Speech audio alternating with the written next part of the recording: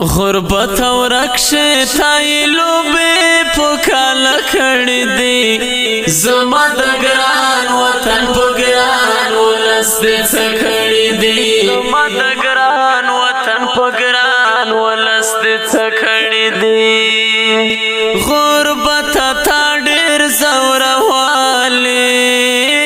جنگ هم تر ستوني راوستلی جنگ هم تر ستوني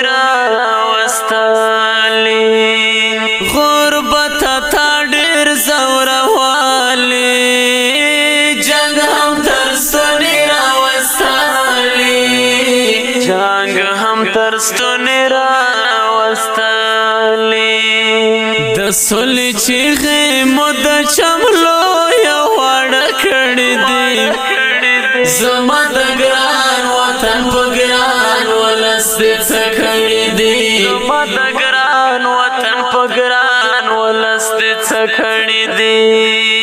غربت او رکشه تای لوبې پوکالا کړی دی زما د ګران وطن په ګران ولس دې څه کړی دی زما د ګران وطن په ګران ولس دې څه کړی دی د زندګۍ نه لاس په سر ګرځي پور زور چې نه ګرځي پور زور چې نه ګرځي د زندګۍ نه لاس په سر ګرځي پور زور چې نه ګرځي پور زور چې نه ګرځي وایا تای څکانه په ژوندانه کړی دی زما د ګران وطن په ګران ولس دې څه کړی دی زما د ګران وطن په ګران ولس دې څه کړی دی غربت او رکشه تای لوبې پوکالا کړی دی زما د ګران وطن په ګران ولس دې څه کړی دی زما د ګران وطن په ګران ولس دې څه کړی دی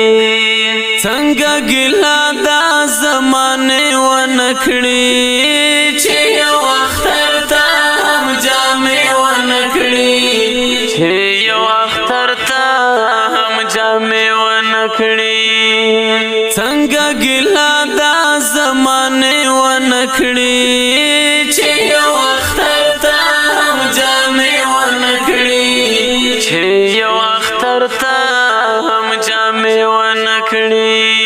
او په ګاونډ کې خان بچیانو ته دعا کړی دی زما د ګران وطن په ګران ولس دې څه کړی دی زما د ګران وطن په ګران ولس دې څه کړی دی غربت او رکشه تای لوبې پوکالا کړی دی زما د ګران وطن په ګران ولس دې څه کړی دی زما د ګران وطن په ګران ولس دې څه کړی دی وخت فریاد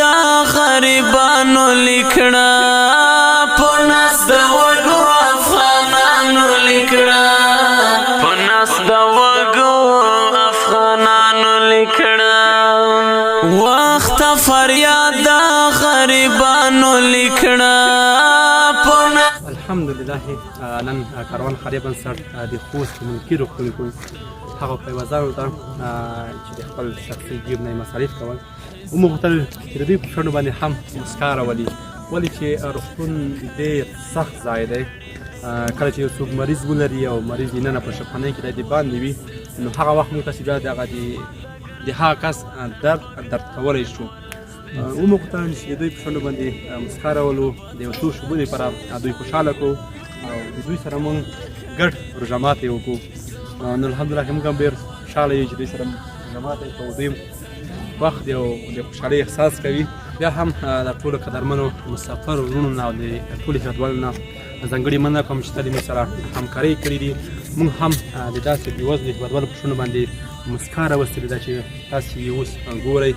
مونږ تاسو ټولو ته دعاګانې هم وکړلې یو ورور نروینه دعا غوښته ماته اوس یاد ته راغللو ټول د دعاګانې انشاءالله وشولې خدای مو آباد لره خدای مو سوکاله لره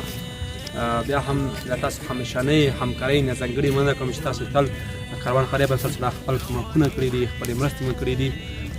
مونږ هم په ډېر زیار او کوشش سره تر مستحقو خلکو رسولي دي چې هغه ډېر په لرې څپو کې وو بیا هم له تاسو ټولو قدرمنو هېوادوالو نه هیله کوو چې کاروان خیریه بنسټ سره یو ځای شئ تر څو مونږ د داسې بېوزلو دپاره او په افغانستان کې دسترخوانونه جوړ کړو چې دوی خوشحاله شي دوی په شونډې مسکا راشي نور خپرونه په همدې ځای پای ته رسوو تر بلې داسې خپرونه چې بیا ستاسو په خدمت کې تجربو تر هغې درجه غواړو زما د ګران وطن په ګران ولس دې څه کړي دي زما د ګران وطن په ګران ولس دې څه کړي دي